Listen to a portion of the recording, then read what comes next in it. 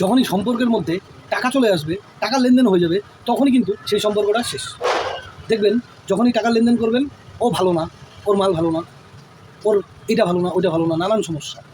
আপনার চেনা জানা যারা আপনার কাছ থেকে টাকা পয়সা মাঝে মাঝে হাওলাত নেয়, এতদিন তো আপনি হ্যাঁ বলেছেন, দিয়েছেন, খুব ভালো। আপনি তাদের কাছে একবার, শুধুমাত্র একবার না বলুন, দেখবেন সব হ্যাঁ ভুল হয়ে গেছে, ভুল প্রমাণিত হয়ে গেছে।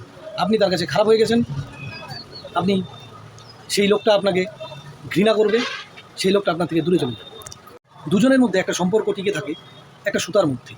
সেই সুতাটা যে কোনো একজন যদি একটু ভুল কারণবশত একটু ছিঁড়ে দেয় বা কেটে দেয়, তাহলে অপর প্রান্ত থেকে সেটা ঠিক করার চেষ্টা সামান্য কিছু পার্সেন্টেজ লোকেরা করে, বেশিরভাগ লোকেরাই সেই সুতাটাও পুরোটাই অপোজিট প্রান্ত থেকে কেটে দেয়।